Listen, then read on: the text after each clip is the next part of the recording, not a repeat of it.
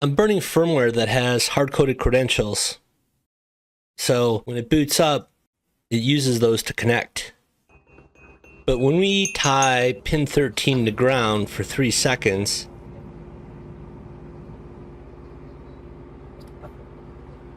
it enters provisioning mode. That's different than we had last week. Why would that be? That your provisioner exists and how you're using it in your code are fairly isolated topics. Once you have this provisioner, there's a number of ways to use it. The first time you come at it, you realize, wait, there's a little bit more to think about. It's not enough that you have a provisioner. You've got to think about when you call it. How long do you wait for someone to respond? Do you use timeouts or do you make it wait forever? Do you force it to run at the beginning? I'm going to step through the different strategies for getting your device provisioned. Just give you some context for how you want to set up your own firmware now that you got this provisioner. We're getting to the end of this series on provisioning. One more video after this on one-click configuration. If you want to hear about MQTT and Raspberry Pi after this, subscribe. I'm going to keep going with these videos. But for now, let's just step through some provisioning strategies. When I first got my provisioner working, I turned to my code base to integrate it and had a meltdown. I already had retry mechanisms, I had multiple networks, and I could not see any elegant way to introduce it into the code. Took a step back and went through all the different things you might need to think about. This list is some of the things that came to mind. But the list is unworkable. There's no way to step through and create a framework with this many options and somehow decide that there's just a right way to do provisioning. Of all those listed items, I think these ones on the left are more like things you want to think about now if you just got your provisioner. The rest are things you need to think about later when things get more serious, like if you're actually going to make a production product. I'm pretty sure we're not there yet. So let's focus on this left side. What is the most basic provisioner and what questions can we ask to get to some intermediate, let's call it not perfect, but good provisioner? Of the topics, I think you can boil it down to these 3 questions. Are you using storage for your credentials? Are you using a provisioning pin? And do you know your credentials ahead of time? You know that regardless of what we do, we have to consider code and both the setup and loop. And that code may differ if we know that we have storage or don't have storage. It may differ again if we don't have a provisioning pin or do have a provisioning pin. And then again, if we don't know the credentials or do know the credentials. Looking at this analysis, the first thing I saw was that these two don't work. If you know the credentials and want to inject them into the firmware as a starting point, that's fine, you can use them, but you need to know if you've provisioned the device and changed those credentials, and that requires storage. If you don't have any storage, you don't know whether or not to use them, so it doesn't work. Moving on from here, this analysis ended pretty quickly. How you code it for having a provisioning pin or not having a pin is not dependent on whether or not you have storage. How you code it for whether or not you have storage is not dependent on whether or not you know if you have credentials. Except for these 2 exceptions I noted, there are 3 independent questions. So how about this? Let's start with nothing. No pin, no storage, no credentials known. Call that the basic setup. Let's meander through and get to here where we have storage, have a pin, we know the credentials. We'll call that the intermediate setup. Along the way, I'll talk through the 3 questions I want you to ask yourself about this. Let's start with the basic setup. Here are the 3 questions. We don't have any of these things right now. I'm going to pull in last week's library. We have a Git repo that provides a provisioner and it provides a storage mechanism, and it also uses the Wi-Fi.h library. If we want to do the most basic setup with none of these options, it'll look something like this. I think it's not well known that whenever you call begin with an SSID and password, the Wi-Fi library stores those credentials in non-volatile storage. So if you were to come back later and call begin without credentials, it would pull those out of storage and use them. On first boot, we would call Wi-Fi begin, it would fail to connect, the timeout would fire, and we'd go to the provisioner, which gets us credentials, and then we use those credentials to begin. Once that's done, the next time we reboot, this function will call the credentials we used here, and it will connect. So this is our most basic setup. Let's start by pulling down last week's repo. We've got a couple libraries in here. There should be a link in the upper right if you haven't seen the video and want to catch up on what is in this code base. We don't need to go through all the detail of the code here. You can just sort of trust that these methods work. We're going to be living in main. The question is, how do we take these methods that have been provided for us and incorporate them into main so they make sense? So let me clean this out. I mean, this looks like a pretty simple start. In our provisioner, first of all, we bring Wi-Fi.h in so that it can be used by main or others. And then we've got this getCreds function. you're going to pass it character buffers, and then it will run a provisioner, wait for completion, and then when it has values, it will copy those back onto the buffers that were provided so that the caller can use those values to call Wi-Fi again. Over in storage, we've got two functions we care about. The first takes parameters and returns a Boolean. If the creds exist, the values found in storage will be copied onto the character buffers provided, and the function will return true. If they do not, it will return false. Then we have store creds, which allows us to save any credentials that are sent to us by the provisioner. First step is just call Wi-Fi begin without credentials. Just like that. Now we have to set up a timeout. I did something like this in last week's video, but it was way too simplistic. There's a timeout in the setup, and when it would fire, it would kick you into provisioning. That was just to show how the provisioner worked. To use this actually on a device, we have to have our timeout in the loop with actual timers so that we can start and stop the clock as the device connects or disconnects. This will make sure the provisioner keeps popping on whenever there's intermittent failures that require your attention or perhaps a change of credentials. So first, whenever we're disconnected, if the clock hasn't been started, let's start it. And once it's been started, let's keep checking to see if we ever exceed the threshold, at which point we want to provision it. Whenever the device is connected again, we want to turn the clock off. So let's get creds and then call begin with those creds. We have to create the character buffers that we're going to pass to our function. At the top, we already included provisioner.h, so now we're just going to call provisioner.getCreds and pass in those variables. The provisioner will prompt you to provide that information and then return here where Wi-Fi begin can be called using that information. Once we do this, we should reset our timeout clock and wait for the next disconnect before we start our timeout watch. Okay, the logic is complete. This next part is simply for serial printing. Whenever we get connected or disconnected, we'll want to log that. So we'll just track this Boolean and serial print as necessary so that we know whether or not we're connected. We compile, and when it wakes up, it immediately fails because we're calling Wi-Fi begin without credentials. That's okay, that's expected. So we wait around for 10 seconds, and eventually the provisioner kicks in. It gives instructions. Go to this device provisioning's SSID, access a page in a browser.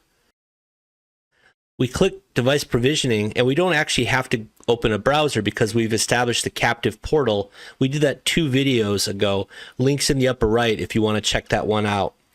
We enter the credentials and click save.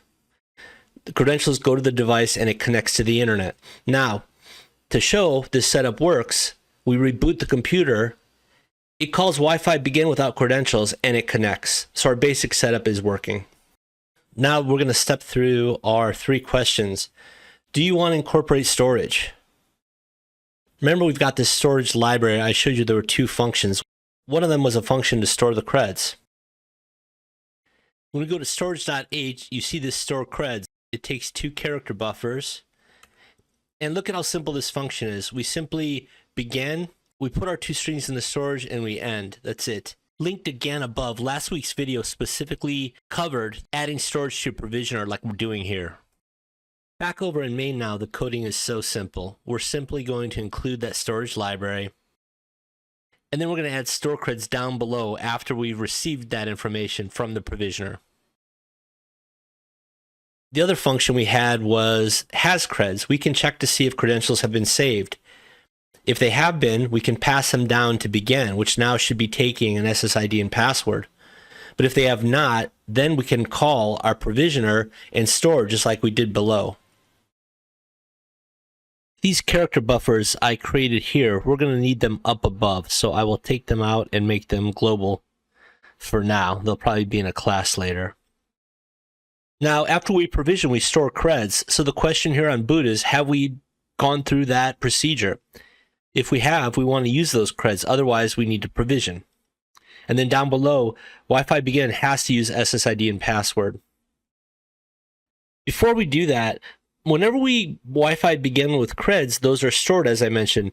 The only way to get rid of them is to Wi-Fi disconnect true true, where the second true is telling the library to delete those credentials. So we run this once and drop the credentials.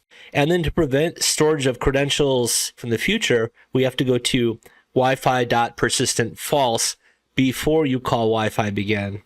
So with that set up, if we do have the creds, we can just log that we're simply going to use them. Provisioning will work the same as below, so I'll just come grab these functions and bring them up. Oh yes, and add back the SSID and password for begin. We compile. There's no credentials, so we go in for provisioning. I'm not going to show you each time me bringing the phone in. That's actually kind of a lot of editing work. So I will just do it on the side. You see I attach my phone, and I've entered credentials, so it attaches, it connects. Now when I reboot, we connect again without provisioning. Notice there's two logs saying we're going to use the creds. I've got this in the storage library once, and I've got it in main. I think I'm going to drop it from main. I'm just going to say, if the storage creds don't exist, then run the provisioner.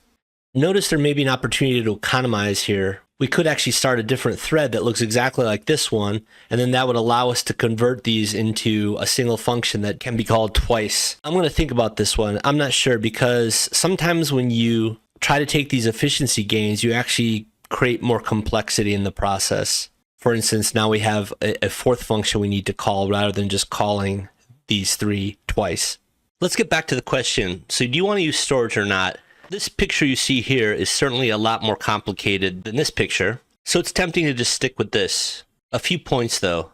First of all, this code is already written because we have it down here, so it's just a matter of calling it twice. As said before, you're going to be wanting to store things besides just Wi-Fi credentials. It's only Wi-Fi that saves credentials automatically. For everything else, you're going to need to have some way to write these things down on disk. So you're going to have to get into storage and look at the library. It's not that complicated. We have three functions, one to check if you've got these credentials, another to store them, and a third to clear them. It's not that much code, and it's already been written, so you can just bring this in your project and use it. And lastly, it is the fastest, cleanest way to get connected. Because there's no waiting for failure on the first boot, it'll go right into provisioning mode, and since we have the capability, why not just take it? For question number one, I would recommend using the storage. But yes, there is a little bit more code, so if you really want the minimum code, then you can go ahead and skip it. Before we move on, I'm going to move back to these purple blocks just because it's less to look at least in our presentation. So question number two is, are you going to use a provisioning pin? From a coding perspective, this one is not complicated. We're just going to replace our timeout logic with a digital read on a pin. Similar to the timeout we have, we're going to want to run a clock on the pin so that you hold it down for, say, 3 seconds before it works. We're getting rid of the timeout and we're using provisioning pins, so I'm just going to be replacing some terminology here. Timeout underscore will become prov pin underscore. Now we've got this Wi-Fi code. I'm going to make a copy down below. We have 2 copies. Wi-Fi previously handled both provisioning and logging whether or not we're connected. Those are now separate concepts. We'll use our Wi-Fi status to log whether or not we're connected. That's all contained right here. I'm going to go ahead and shoot this off the screen because it's just serial printing, not critical. And then down below, I'll get rid of the serial printing because we're just focused on the provisioner. So here is our new code, except we don't want to use Wi-Fi status. We want to use a provisioning pin. I'll add a config library so we can put some header files here to bring definitions into our code. For instance, I'll pragma once and bring in a provisioning pin. Pin 13 is right next to ground. That's the one I hit with the steel chopstick in the beginning of the video. So in our main, we'll include our config.h so we have access to that pin. In setup, we will set the pin mode to input pull up, which means it will always be high unless we pull it low, i.e. tie it to ground. When we digital read the pin, we are going to check if it is not true. Because we've already provisioned, I need to clear the creds to put this back to its factory settings. So I will add clear creds. Oh, and by the way, let me change this threshold to 3 seconds instead of 10. Compile and run. And then delete clear creds and compile and run a second time. No stored credentials. We go to provisioning. Off the screen, I'm grabbing my phone and attaching to the SSID. I'm going to step through the provisioning to give credentials, and it connects. Now I'm going to reboot, and it connects again using the existing credentials that were already in storage. Having a provisioning pin available is far better than just relying on disconnects to trigger your provisioner. It doesn't necessarily mean you should use one, because then you have to mechanically put one on every device you build. Personally, I think it's worth that effort. I'm just saying you've got to make that choice.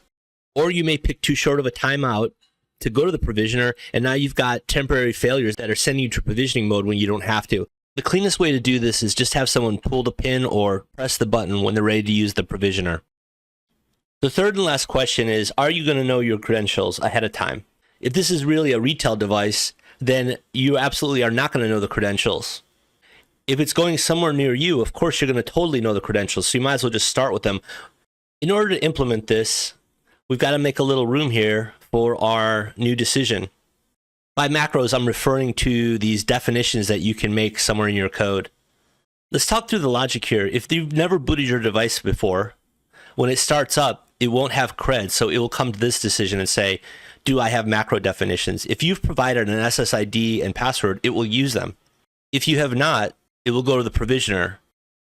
So when you think about the implications of, do I need to force the provisioner to run, or should I make it optional, or do I require that I give it credentials? You don't have to make that decision. This logic takes care of itself. If you've got them, use them. If not, it'll go to the provisioner. So I'm going to conditionally include credentials. If it exists, include it. Then down below, we'll select our code accordingly as well. If that file exists, we're going to use the information inside of it. Otherwise, we will provision. Now, I'm seeing a problem that's coming up here. We are saying in our storage library that if there are no credentials, it means we will provision. That is no longer true. So I'm going to cut that out and bring it here. Sometimes we provision, but sometimes we use the existing credentials. So I'll reword that. Just to be consistent, I'm going to take this serial print out as well and add it here so that all of our serial prints are one page. So lastly, up above, we should print when we're going to use our macro credentials. Use them? They don't exist yet. Here's a credentials header file, pragma once. I'll define that same Wi-Fi SSID and Wi-Fi path that you have seen for the past 8 or 10 weeks. With those in existence, we can now copy those values to our character buffers declared above. With the camera off, I went ahead and cleared the credentials again. Now, when we compile and run, we see that we're using our macro credentials, and we do connect using those. When I changed the spelling of credentials.h to credentials_.h, the code will no longer recognize it. So when it boots up, it'll say no credentials, and it'll turn to the provisioner. Again, off camera, I will attach my phone and give it the credentials. It connects. And then if we reboot, we see that those credentials are now saved. If I were to change credentials.h back to its original spelling, that won't affect anything. Saved credentials override the default configuration. The macro creds are ignored, and we connect using what's in storage. So with this, we now have our intermediate setup. My final recommendations for these 3 key questions. Do you want to store the credentials with preferences.h? I would say yes. Do you want to use a provisioning pin? It's a maybe, because you have to take the time then to physically add the pin. But generally speaking, I'd lean towards using it. And lastly, do we want to conditionally check for existing credentials as we did here in the code? And the answer is yes. I hope this video can save you some frustration in the future. As I said, it's not enough to have a provisioner. You've got to put some thought into how you're going to incorporate it into your code. Hopefully this gives you a little bit of a framework for how to do that. If you think others will benefit from this video, please click like to help make sure YouTube spreads it around. Let us wrap it up. The code here absolutely works with Arduino IDE. I will copy main into a new sketch and bring all the supporting library files into one folder. And you see here we boot up and get the same results. I'm putting this up in GitHub. The link to the URL will be in the description of this video. That's all for today. This is the penultimate video in the series on provisioning. The next one is going to be my favorite, the one-click configuration. Subscribe to check that out. I'm Larry. Have a good week, and I'll see you in a little bit.